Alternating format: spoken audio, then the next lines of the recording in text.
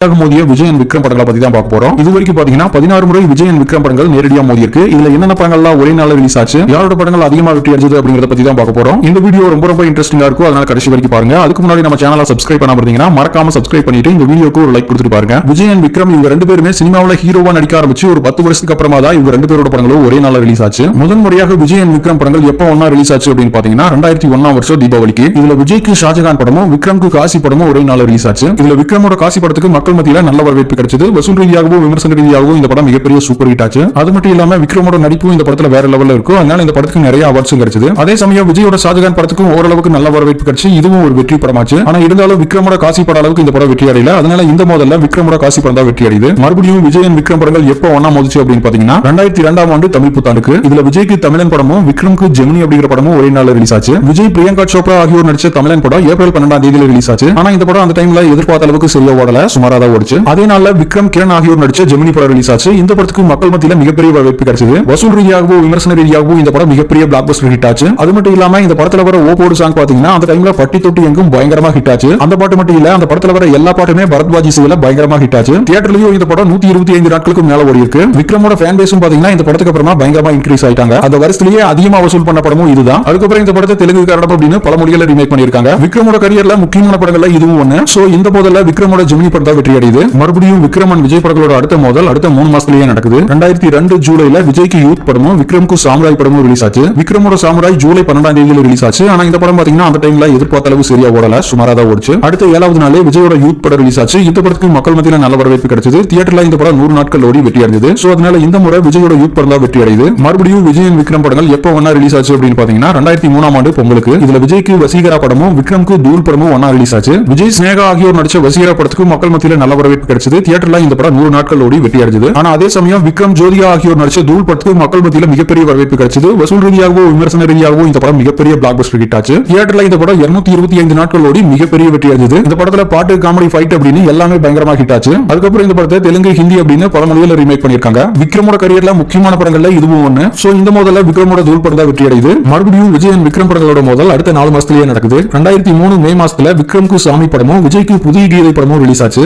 விக்ரம், த்ரிஷா ஆகியோர் நடிச்ச சாமி படம் மே 1 ரிலீஸ் ஆச்சு. இந்த படத்துக்கு மக்கள் மத்தியில மிகப்பெரிய வரவேற்பு கிடைச்சது. வசூல் ரீதியாகவும் விமர்சன ரீதியாகவும் இந்த படம் மிகப்பெரிய பிளாக் பஸ்டர் ஹிட் ஆச்சு. அந்த டைம்ல ஜெமினி, தூள் அப்படின்னு விக்ரம் நடிச்ச படங்கள் அடுத்தடுத்து பயங்கரமா ஹிட் ஆனதால இந்த படத்துக்கும் பயங்கர எதிர்பார்ப்பு இருந்தது. ரசிகர்கள் எதிர்பார்த்ததை விட இந்த படம் பயங்கரமா ஹிட் ஆச்சு. வசூல் ரீதியாகவும் பாத்தீங்கன்னா அந்த வருஷத்துல அதிகமா வசூல் பண்ண படம் இதுதான். ஹாரிஸ் ஜெயராஜ் இசையில இந்த படத்துல எல்லா பாட்டுமே சூப்பர் ஹிட் ஆச்சு. அதுலயும் முக்கியமா பாத்தீங்கன்னா இந்த படத்துல வர கல்யாணம் தான் கட்டிக்கிட்டு ஓடி போலாமா அப்படிங்கிற சாங் வந்து அந்த டைம்ல பட்டி தொட்டி எங்கும் பயங்கரமா ஹிட் ஆச்சு. விக்ரமோட டைலாக்ஸும் பாத்தீங்கன்னா இந்த படத்துல பயங்கர மாசா இருக்கும். விக்ரமோட கரியர்ல முக்கியமான படங்கள்ல இதுவும் ஒண்ணு. இந்த படத்தின் மூலமாகவும் பாத்தீங்கன்னா விக்ரமோட ஃபேன் பேஸ் பயங்கரமா இன்க்ரீஸ் ஆச்சு. சாமி படம் ரிலீஸ் ஆன அடுத்த 7வது நாளே விஜயோட புதிய கீதை படம் ரிலீஸ் ஆச்சு. இந்த படத்துக்கு யுவன் சங்கர் ராஜாவும் அவரோட அண்ணன் கார்த்திக் ராஜாவும் சேர்ந்து இசையமைச்சிருந்தாங்க. ஆனா இந்த படம் பாத்தீங்கன்னா எதிர்பார்த்த அளவு சரியா ஓடல, சுமாரா தான் ஓடிச்சு. சோ அதனால இந்த மோதல்ல விக்ரமோட சாமி படம் தான் வெற்றி அடையுது. விஜய் இப்ப டாப்ல இருக்கிற மாதிரியே விக்ரமோட மார்க்கெட்டும் பாத்தீங்கன்னா அந்த டைம்ல டாப்ல இருந்திருக்கு. ஜெமினி, தூள், சாமி, அன்னியன் இந்த படங்கள் வர டைம்ல எல்லாம் பாத்தீங்கன்னா விக்ரமோட மார்க்கெட்டும் பயங்கர டாப்ல இருந்தது. மறுபடியும் விஜய் அண்ட் விக்ரம் படங்களோட அடுத்த மோதல் அதே 2003 வருஷம் தீபாவளிக்கு நடக்குது. இதுல விஜய்க்கு திருமலை படமும் விக்ரம்க்கு பிதாமகன் படமும் ஒரே நாள் ரிலீஸ் ஆச்சு. விஜய், ஜோதிகா ஆகியோர் நடிச்ச திருமலை படம் அக்டோபர் 24 ரிலீஸ் ஆச்சு. இந்த படத்துக்கு மக்கள் மத்தியில மிகப்பெரிய வரவேற்பு கிடைச்சது. வசூல் ரீதியாகவும் விமர்சன ரீதியாகவும் இந்த படம் மிகப்பெரிய பிளாக் பஸ்டர் ஹிட் ஆச்சு. விஜயோட கரியர்ல முக்கியமான படங்கள்ல இதுவும் ஒண்ணு.